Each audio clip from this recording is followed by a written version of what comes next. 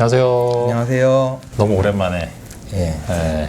잊으시지는 않으셨는지. 근데 중요한 건 가끔씩 올라왔어요. 제가 옷을 보니까 한 작년 막 여름에 찍었던 사실 이제 PD님 모시고는 우리가 뭔가 좀 열심히 해봐야겠다.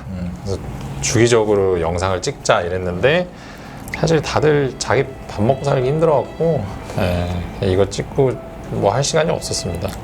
변호사들이 결국에는 소송이 주 업무이다 보니까 자기 소송 일자 이렇게 따지다 보면은 재판 날짜 따지고 서면 쓰고 하다 보면은 다른 건 그냥 잊어먹죠. 근데 저희도 이제 이 유튜브를 열심히 하려면 이게 이제 어느 정도 궤도에 올라서 틀이 잡혀야 되는데 궤도에 오르려면 이거를 하고 그렇죠. 이게 이제 해서 유명해지고 사건이 많이 와야 궤도에 오르는데 이걸 안 하니까 궤도에 못 오르는 거고 못 오르니까 먹고 살기 힘들어서 그냥 일만 하는 거고 그러면 또 이걸 못 하는 거고 이걸 좀 끊어야 돼요. 근데 이제 저희가 최근에 이제 뭐 한 몇 년간은 단체 소송에 되게 관심이 많아갖고 단체 소송 뭔지 아세요? 단체 소송은 뭐냐면요. 단체 소송 뭐죠? 그럼 원고가 다수인 거죠. 그렇죠. 피고가 다수인 뭐 단체 소송 하는 일은 거의 없으니까. 그렇죠. 예. 뭐 형사든 민사든 공통된 주제, 공통된 사건인데 원고가 여러 명이, 그러니까 뭐 어떤 피해자가 다수라든지, 제가 뭐 과거에 했던 사건을 말씀드리자면은 임대 아파트가 예전에 뭐 5년, 지금 10년 의무 기간이 있고 그 임대 기간이 지나면 이제 임차인들한테 우선 분양을 해주는 거죠, 싼 가격에. 그래서 법에 이제 건축비를 기준으로 산정을 해서 얼마로 분양 전환을 해줘라 이런 기준이 있는데, 그 건축비라는 단어, 결국 법적으로 문제가 되는 것은 단어의 해석이 문제가 되는 거죠. 그 건축비가 표준 건축비냐, 실제로 건축을 하는데 든 실건축비냐, 이걸 가지고 표준 건축비가 좀 높게 책정이 돼 있으니까 표준 건축비를 기준으로 분양 전환을 하고 그게 이제 잘못됐다는 대법원 판결이 나오니까 그게 아니라 실건축비, 너네가 실제로 건축하는데 든 돈을 기준으로 해야 된다. 그래서 그 차액을 청구하는, 그러니까 분양 전환을 좀 비싸게 해서, 그게 임대 아파트에 거의 다였죠. 그러니까 대부분이 그렇게 돼 있어서 그 차액을 청구한 소송이니까 모든 세대가, 아파트 모든 세대가 해당이 돼서 그러면은 돈 좀 버셨겠네? 이제 뭐 큰 아파트도 있고 작은 아파트도 있으니까 이 세대수에 따라서. 근데 저는 이제 뭐 저기 경남 저쪽에 있는 조그만 아파트, 어쨌든 아파트는 뭐 단지가 다 있을 거고. 그래도 뭐 성공 보수가 그래도 뭐 억대로는 되는 그런 사건을 했죠. 근데 이제 그거보다 큰 이제 뭐 유명한 아파트, 가장 유명한 게 이제 그 뭐 신문에도 다 나오니까 구형 아파트가 이제 이 임대 아파트 관련해서 굉장히 많은 소송이 걸려 있는데, 제가 그 임대 아파트 분양 전환 소송을 했던 게 한 10년쯤 된 것 같아요. 근데 구형 아파트 사건은 이기고 대법원까지 갔다가 파기돼서 고등법으로 내려왔다가 다시 또 대법원 올라갔다가 10년째 지금 끌고 있는 것으로 알아요. 아직도 안 끝났어요? 아직도 뭐 결말이 안 나오고 그런 걸로 알고 있습니다. 사실 이런 이제 단체 소송하는 이유가 솔직히 한 명이 100만 원을 청구하는 소송은 변호사를 선임하기 힘들잖아요. 근데 100명이 100만 원을 청구한다. 아니면 뭐 1000명이, 10,000명이 이러면 사실은 변호사 입장에서는 그러니까 한 명이든 10,000명이든 쟁점이 똑같거든요. 그렇다면 이 사람들에게 이제 착수금을 얼마씩 받고 진행하는 것보다는 이제 원고를 많이 모아갖고 서로 이제 뭉탱이로 내고, 그리고 거기서 이겼을 때 이제 성공 보수를 뭐 보통은 5% 이렇게 거는데 단체 소송에서는 뭐 15%, 20% 이렇게 걸고 이제 소송을 진행하는 경우가 많거든요. 그래서 이제 단체 소송을 많이 하고, 사실은 이거는 이제 당사자도 좋고 변호사도 좋아서 이제 하는 경우가 이제 단체 소송입니다. 원고 한 명을 기준으로 해서 받을 금액이 뭐 몇백만 원 단위라고 하면 사실은 그걸 가지고 변호사를 선임해서 소송하기는 힘들죠. 본인이 소송하려면 소송을 잘 못하니까 힘들고. 그렇죠. 그런 사건인데 그 500만 원이 100명이 모이면 5억 원이 되는 거니까. 그렇죠. 그럼 이제 소송을 할 수가 있게 되는 거죠. 사실은 저희가 이제 이런 단체 소송들을 많이 해봤고, 뭐 이제 제일 많이 하는 건 이제 아파트 하자 소송 같은 게 있어요. 아파트 최근에도 승소했고 제가 진행을 했는데, 아파트 같은 경우 이제 하자가 완전 무결한 아파트는 없거든요. 그러면 뭐 2년차, 3년차, 뭐 5년차, 10년차 이런 하자들 조사해서 그에 따라 이제 하자 보수금을 달라는 이런 소송도 해봤고요. 사실 이제 해보다 보니까 이게 이제 되게 전문성이 있는 분야라서 뭐 아무나 할 수 있는 소송은 아니에요. 이런 하자 소송이라든지 뭐 말씀하신 이런 분양 전환이라든지 이런 것들. 근데 이제 저희 법인 같은 경우는 이런 하자 소송 관련돼서 이제 하자 진단 업체 대표님과 이제 협업이 돼 있거든요. 그래서 그런 식으로 이제 하자 소송을 많이 해왔습니다. 일단 오늘은 저희가 무슨 얘기를 하고 싶냐면 임대 아파트에 너무 공통된 너무 만연해 있는 문제인데 지금 임대사업자가 실제로 보수를 해주지 않아서 그 부분을 보수를 이제 청구하는 이런 단체 소송이 필요하다는 측면에서 오늘 주제를 좀 뽑아봤고요. 한번 설명해 주시겠습니까? 아파트가 오래 기간이 되면 이제 벽지가 날잖아요. 그럼 임대인하고 임차인 사이 이제 벽지를 교체를 해야 된다. 그럼 이제 그 교체 비용은 누가 부담할 것이냐 이런 문제가 이제 있는 거죠. 벽지, 그다음에 콘센트도 기간이 많이 가면 5년, 10년이 지나면 교체를 해야 되니까.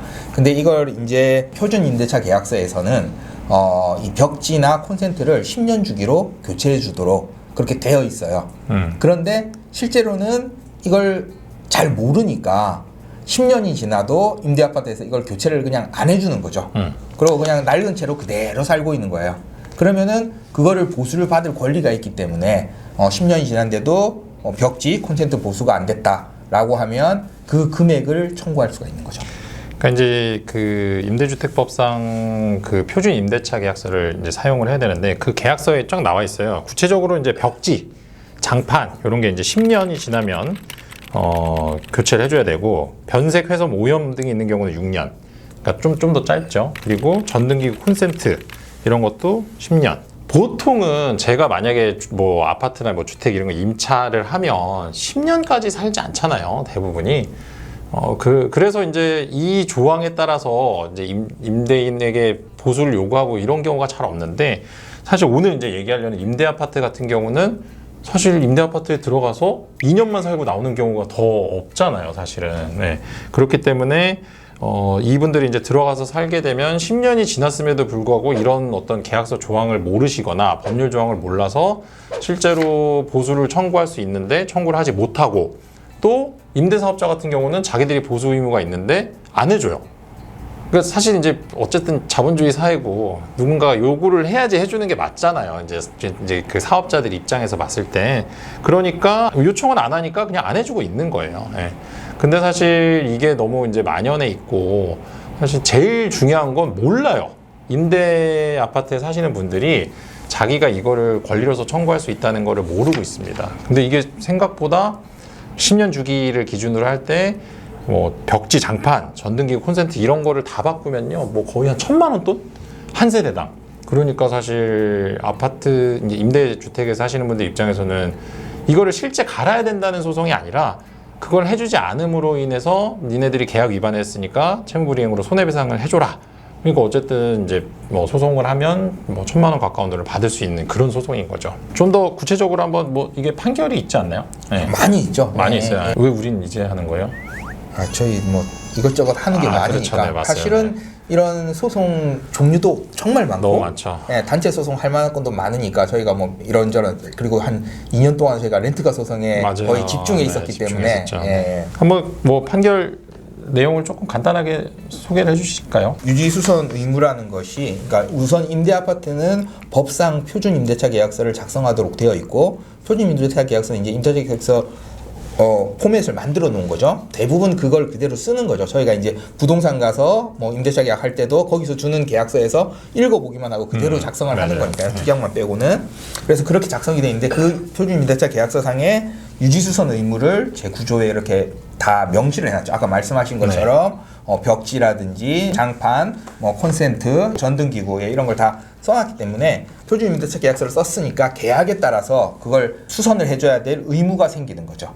예, 그러니까 그거를 청구를 하면은 법원에서 뭐 인용을 해주게 되는 것이고요. 그러니까 사실 승소율이 거의 뭐 100%라고 보시면 돼요. 그러니까 그 기간 동안 자기가 보수를 받았던 사람, 그러니까 보수를 받았던 항목, 보수를 이미 뭐 받았던 그런 것들은 안 되는데 만약에 보수를 받지 않았다. 이거는 사실은 소송에서 질 가능성이 별로 없고 뭐 해볼 수 있는 게 뭐 상대방 이제 상사 시효 소멸 이런 것들이 있는데요. 시효로 사라지는 뭐 이런 것들이 있는데 이것도 사실은 만약에 소송 의뢰가 들어오면 저희가 다 이제 판단을 해드릴 수 있기 때문에 이게 가능한지 안 가능한지 솔직히 이게 단체 소송이 뭐냐면요. 변호사들 입장에서는 이제 착수금을 받지 않고 성공보수만 생각하고 소송을 하기 때문에 이거를 잘못 검토를 해버리면 변호사들이 망합니다.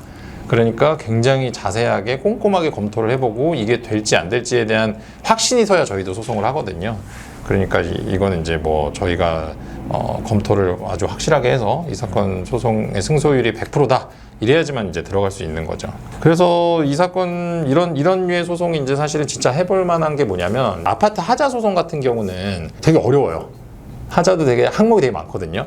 뭐 보도블럭, 뭐 창문, 뭐 아파트 뭐 벽 금가는 거, 창틀, 뭐 주차장 이런 여러 이 부분에 있는 하자를 이제 판단을 해야 되고 그 하자를 물론 이제 법원 감정인이 판단을 하는데 그 이전에 저희가 소송을 제기할 때 이 부분에 하자가 있습니다라고 미리 조사도 해야 되고 그러니까 되게 어려워요 소송 자체가.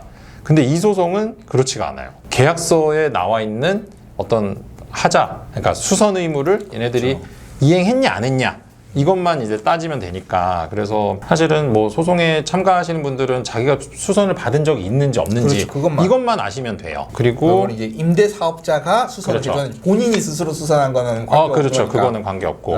그리고 이게 하자 소송하고는 그러니까 너무나 다른 게 하자 소송은 사실 이제 하자라는 게 아파트라는 게 전유 부분이 있고 공용 부분이 있는 거니까 하자는 공용 부분, 아파트 외벽이나 바깥 부분에도 있을 수 있지만 전유 부분에도 하자가 있기 때문에 내가 사는 101호에만 있는 하자, 이 전유 부분 하자가 세대마다 다 다른 거죠.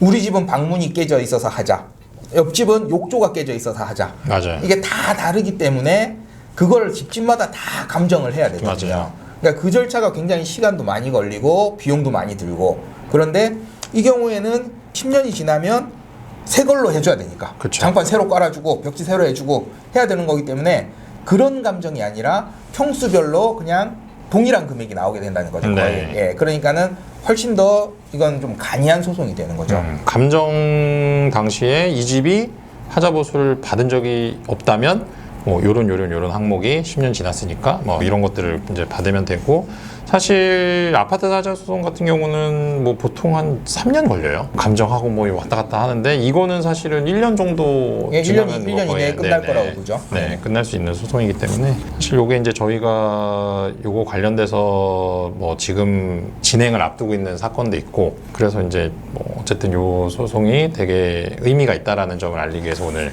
주제로 한번 잡아봤습니다. 더 하실 말씀 있으세요? 그러니까 본인이나 주변에 임대 아파트에 살고 계시면 이제 확인을 해보는 거죠. 10년 내에 이 임대 사업자가 이걸 수선을 해줬는지. 그렇죠. 그게 아니라면 저희한테 한번 문의를 해주시면 네. 예, 이걸 소송이 가능한지. 그러면 나만이 아니라 전체를 한꺼번에 하기 때문에 우리 아파트에 사는 사람들이 다 같이 할 수 있는 거죠. 그렇죠. 예. 그러니까 그런 거 뭐 한번 저희 유튜브를 보시게 되시면 한번 확인해 보시고. 10년이 안 지나면 안 되고, 그렇죠. 10년이 예, 지난 경우에 이제 보수를 해줬는지 안 해줬는지에 따라서 이게 소송이 가능하니까. 솔직히 이런 거 되게 많을 거예요.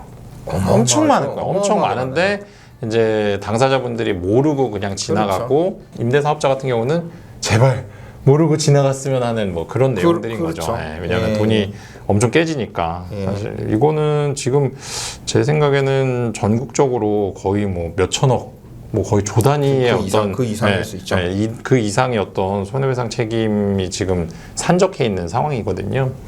그래서 저희가 이거를 이제 타겟으로 잡아서 앞으로 요것들을 이제 피해 보신 분들이 피해를 회복할 수 있게 좀 도와드리고자 하고 있습니다.